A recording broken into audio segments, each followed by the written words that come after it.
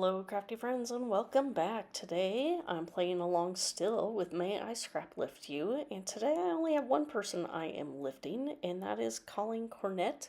And I'm using this Halloween layout as my inspiration, and you might actually, that googly-eyed pumpkin just jumped right out at me. I thought it was hilarious on her layout, and so I'm actually going to that foam pumpkin that you see between it right in the middle of the layout, that I am going to actually put that on the outside of my pocket cards, right where it shows between the two cards.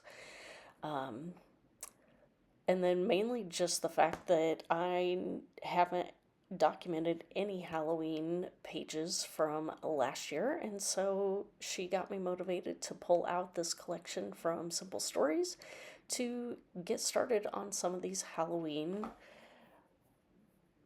pages. So anyway, here are that piece there came from my scrap bin, and I just needed it for those three photos. Otherwise, the rest of the pockets were from pocket cards, basically from this collection. And I can't remember if the orange was from something else or if that's the back side of the pocket page. But anyway, I think they were all from the same collection. And then I also have the foam stickers and the brads. I didn't buy a lot of this collection last year because I didn't know how many Halloween pictures I was going to have, because my daughter did not have Cody on Halloween. So it depended on how many activities we were going to take him to just throughout the week or the month of October, where he could wear his costume. So anyway, using some scraps there as well from the gray. That's actually some packaging that I kept from something else, and using that gray just to map the few smaller photos that I had on this layout. And this one I actually decided to make a little bit bigger because I didn't want that spooky house, because really this was just some miscellaneous pictures, and I was looking more to just use more of that purple on the layout. So I make that mat a little bit bigger to cover up the spooky house. And now I'm just getting those photos trimmed down so there's a little bit of the white mat around each one of them. And so they look mostly consistent. That I think a couple of them might have been, they're not exactly the same, but visually they look okay. So get all those put on, so that entire row going up in a row, column, I guess. Oh my, it's been a long day at work, so a voiceover was probably a little more challenging than I probably should have taken on. But anyway, here I am. I'm going to power through and get this done. So here now I'm just adding some of the foam titles around, and there you can see that I pulled out an old Magicals that I had. It's a purple color, and I'm just going to I just put some on my glass mat, sprayed a little water on there, and now I am going to just splatter several of my cards here. So since I hadn't glued down most of the pieces, that I was able to just do the splattering all over the card, and then I can add my picture or embellishments over the top. Really the only one that I had stuck anything down was this one, and even if it's just an embellishment, so if it got on the pumpkin, it was going to be just fine. So here I do decide to pull out a scrap piece of paper, put it over the picture so I can get it on both that little strip at the top and the little bit at the bottom.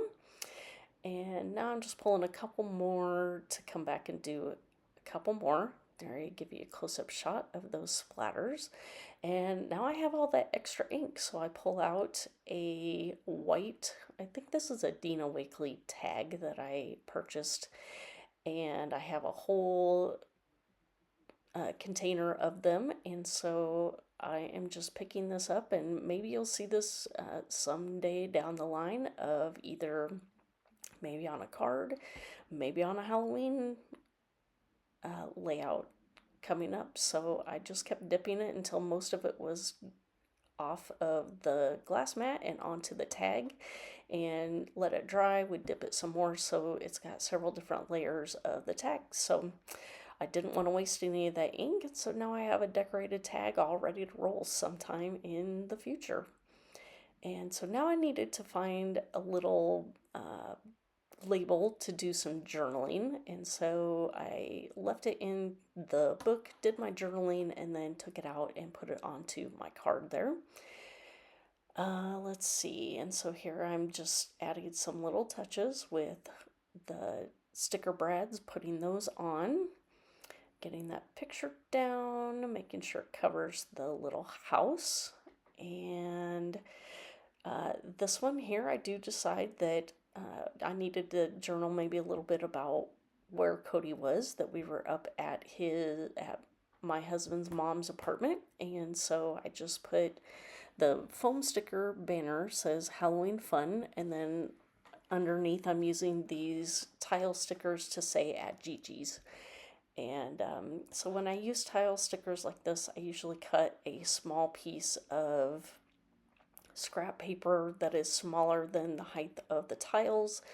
Then I stick the tile stickers on there, and then I can just move the whole words as one single word to space out how I want to put the letters on to my layout. And then here you'll see me struggle with the tear tape here, getting them stuck down to the layout, but I do eventually prevail and get everything on there just as I wanted, so it will eventually say Halloween fun at Gigi's.